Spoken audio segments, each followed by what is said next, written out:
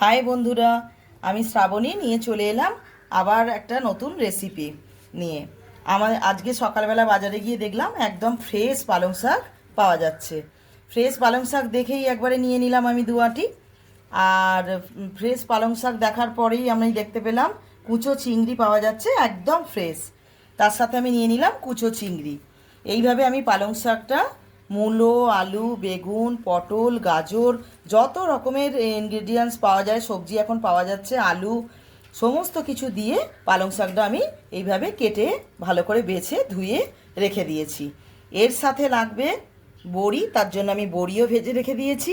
আর লাগবে কুচো চিংড়ি, তার জন্য আমি কুচো চিংড়িও এনে ভেজে রেখে দিয়েছি। শীতকালে এখন জানেনই সমস্ত রকম সবজি পাওয়া যায়। এই সময় সমস্ত সবজির গুণাগুণগুলো এর মধ্যে চলে আসে। আর পালং শাক তো জানেনই নানা রকমভাবে নানান কিছু দিয়েই বানানো যায়। যে পালং শাকের উপকারিতাটা তো আপনারা জানেনই। তো কুচো চিংড়ি দিয়ে চলুন আজকে পালং শাকটা বানিয়ে দেখি কীরকম হয়। শুরু করছি পালং শাকের চচ্চড়ি কুচো চিংড়ি দিয়ে। তার জন্য কড়া গরম করে নিলাম। কড়ার মধ্যে 2 চামচের মতো তেল দিয়ে দিলাম। তেল গরম হয়ে যাওয়ার পরে এবার আমরা তেলের মধ্যে অ্যাড করব অল্প 1 চামচের মতো পাঁচফোড়ন।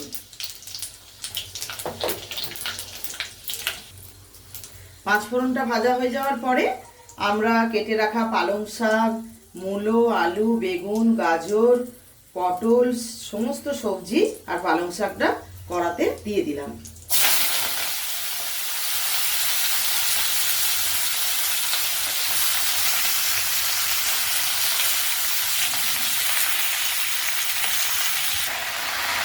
এবারে আমরা এটাকে সমস্ত দেওয়া হয়ে গেছে সবজি আর শাক, এটাকে আমরা ভালো করে তেলের সঙ্গে নেড়ে নেব।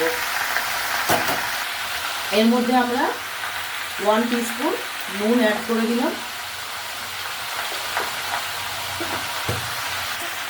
নুনটা দিয়ে আমরা ভালো করে শাক আর সবজিগুলো মিশিয়ে নেব। এর মধ্যে আমরা দিয়ে দেবো এবার 1/2 চামচের মতো ধনে গুঁড়ো, 1/2 চামচের মতো হলুদ গুঁড়ো, 1/2 চামচের মতো জিরে গুঁড়ো আর 1/2 চামচের মতো লঙ্কার গুঁড়ো। এবার সমস্ত মশলাগুলো ভালো করে শাকের সঙ্গে মিশিয়ে নেব। এবারে 1 চামচের মতো পেঁয়াজ, আদা, রসুনের বাটাটা দিয়ে দেবো। 1 চামচ আদা রসুন বাটাটা দিয়ে, পেঁয়াজ, আদা, রসুন বাটাটা 1 চামচের মতো দিয়ে ভালো করে মিশিয়ে নিতে হবে। খুব সুন্দর একটা গন্ধ আসছে আর এটা শাক থেকে জলও বেরোতে শুরু করেছে।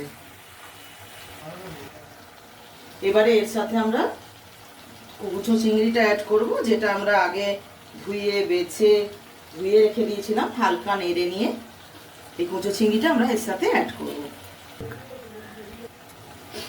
এবারে পুরো চিংড়ি মাছটা দেয়া হয়ে গেছে, এটা মিশিয়ে নেব শাকের সঙ্গে দিয়ে একটু নেড়ে নেব। যদি আপনাদের এই ভিডিও ভালো লেগে থাকে, আমাদের এই ভিডিও বং অভিস কিচেন, আপনারা লাইক করবেন, সাবস্ক্রাইব করবেন, কমেন্ট করতে ভুলবেন না। এর মধ্যে আমরা 2 চামচের মতো 2 স্পুন চিনি অ্যাড করলাম। চিনিটা দিয়ে আবার একবার আমরা হালকা হাতের সাহায্যে নেড়ে নেব পুরোটা। এর মধ্যে আমরা অল্প একটু জল অ্যাড করে দেব, ছোট মগের 1 মগের মতো। আর এর মধ্যে আমরা কয়েকটা ভেজে রাখা বড়ি অ্যাড করে দেব। বড়ি আপনারা যে কোনো বড়ি নিতে পারেন, কড়াইয়ের ডালের হোক, মটর ডালের হোক, কোনো অসুবিধে নেই। এবারে আমরা কয়েকটা বড়ি এর মধ্যে অ্যাড করে দিলাম। কড়াইয়ের ডালের বড়ি হোক, মটর ডালের বড়ি হোক, যেটা আপনাদের হাতের কাছে আপনারা অ্যাভেলেবেল পাবেন দিয়ে দিতে পারেন। বড়িটা দিয়ে আমরা এটা 5 মিনিটের মতো চাপা দিয়ে হতে দেব। পালং শাকের চচ্চড়ি আমাদের অলমোস্ট রেডি। আমরা এবার এটা নামিয়ে সার্ভ করে দেব। কুচো চিংড়ি দিয়ে পালং শাকের ঘন্ট আমাদের রেডি হয়ে গেছে, আমরা নামিয়ে নিয়েছি। দেখুন কত সুন্দর এটা দেখতে হয়েছে।